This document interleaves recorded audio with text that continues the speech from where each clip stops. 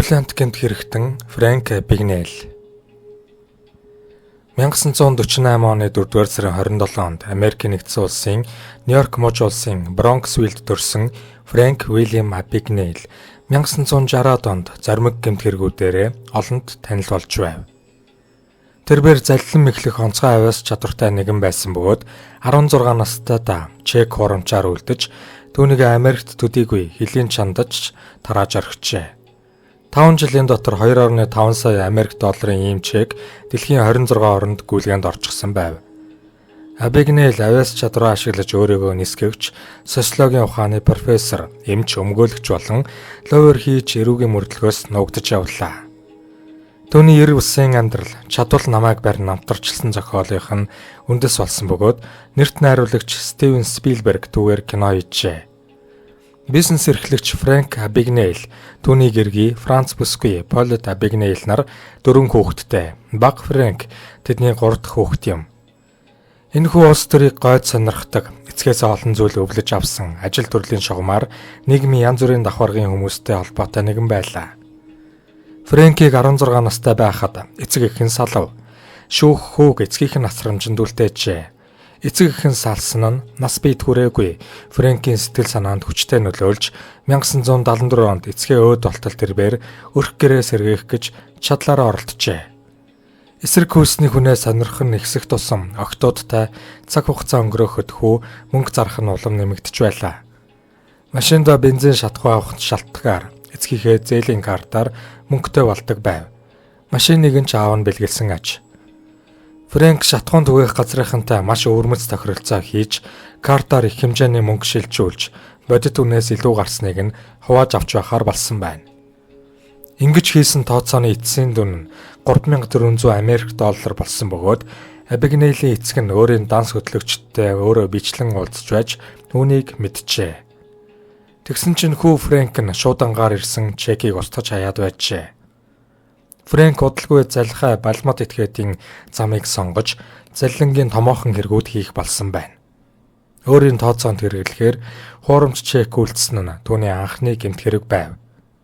Чекэн дээрх мөнгөний тоо өсөх тусам дансандах мөнгө нэмэгдэж байлаа. Ийм аргаар олон банкнаас мөнгө л урьджээ. Мөнгө орлогын хуурамч хуудас их ашигладаг болсноор банкны жинхэнэ харилцагчдаас Фрэнкийн хуурамч данс руу мөнгө цутгаад байх болов. Банкуд хөрөнгө алдаад байгаа их усөрөг олтол ийм маягаар 40,000 Америк доллартай болчихсон байлаа. Түүнийг 90 сурвалжилж эхлэхэд Фрэнк данснасаа мөнгө аваад нэрээ сольж амтсан байв. Нэг мэдэхэд Фрэнк Абигнейл нисгэгчийн дүрд тоглож овоо хөрөнгөтэй болсон байлаа. 16-аас 18 наснда Америкийн нисхийн томоохон компаниудын нэг Pan American-д ажиллаж дэлхийн 26 орнд лөө 250 гаруй удаа нисэж 1 сая гаруй миль туулчихсан байх нь тэр. Нэгэнт нисхийн компани ажилтан юм болохоор зочид уудлуудад үнэгүй үйлчлүүлнэ. Зардлыг нь Pan American даана гэсэн үг л дээ. Агаарын хөлгийг яг жолоодох тухайд бол цуснд нь согтууруулах байдас илэрсэн тохиолдолд нисхийг хориглодог журмасаар манер энэ хариуцлагатай үүргээс мултарч чаддаг байжээ.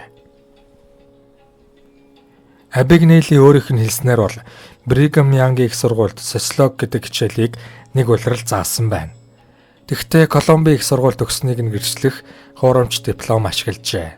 Багшилж байхдаа өөрийгөө Фрэнк Адамс хэмээн нэрлэж байв. Бас Фрэнк Коннорс гэдэг нэрээр Жоржиа муж улсын нэгэн эмнэлэгт хүүхдийн эмчээр 1 жил орчим ажилласан гэж байгаа. Түүнийг нисгэгч болцохоо давхиж явахт нь золтой л бариад авчихаагүй тул цагдаа нараас нуугдаж энэ муж улсад толгой хорогдож байсан аж. Ховын зочдуудад байрлахдаа анкетын асуулгын мэргэжил гэсэн хүснэгтэнд Абигнейл эмч гэд бичгэж хэрв нисгэгч гिचхүүл буудлын эзэн Pan American компанийн сайт руу ороод шалгачиж мэдэх байв.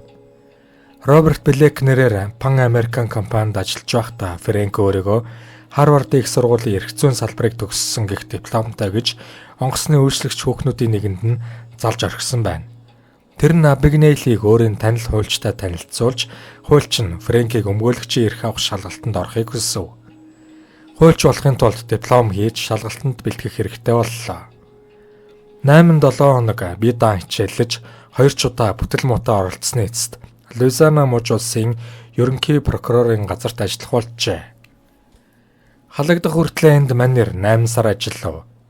Харвард их сургууль үнэхээр төгссөн хамт ажилтдаг нөхд нь түүнийг илчилж болцсохгүй байсан тул болгоомжлон ажлаасаа гарсан байна. Эцэст нь Фрэнк Абигнейл 1969 онд Францад баривчлагдлаа. Air France-ийн нэг ажилтан түүнийг урдан зүс мэдэх байснаас ирж хааж байгаа хүн мөн болохыг мэдэж цагдаа товлжээ. Түүнийг баривчилсныг мэдээд нутаг дэвсгэр дээр нь гэмт хэрэг үйлдсэний учир авчирч өгөхийг 12 орон шаардсан гэдэг. Францын шүүх ердөө 2 хоногийн дотор асуудлыг шийдэж 1 жил шоронд хорих ял Фрэнкэд оноож сүүлд нь 6 сар болгож багасгасан байна. Дараа нь түүнийг Шведэд шилжүүлж энд дахин 6 сар шоронд суужээ. Шведийн хууль тогтоомжийн зөөлөн байдлаас шалтгаалж Фрэнк энд илүү ая тухтай байсан аж. Гэтэл Италид үйлдсэн заллингийн хэрэгт нь холбоотой шүүн таслах ажиллагаа түүнийг хүлээж байв. Аз улхад хэрэгтнийг эх орон руу нь явуулахаар Швед, Америк нэгдсэн улс хоёр тохиролцсон байна. 1971 оны 4-р сард Виржиниа муж улсын шүүх Фрэнкэд 12 жилийн ял өгөв. Гэвч холбооны мөрдөх товчоотой хамтарч ажиллахыг зөвшөөрснөөр 4 жилийн дараа суллагдсан байна. Шоронгоос гармагцаа Фрэнк ажил ирж гарлаа. Тогооч худалдагч, кино механикч болсон ч яах вэ гэж бодож байлаа. Аливаа ажилд орох болохоор шорон оронд сууж байснаа нуун. Тэгэхгүй бол ажилд авах гэж байсан хүн анкетыг нүцчгээд бодлоо өөрчлөх энэ үхэнд.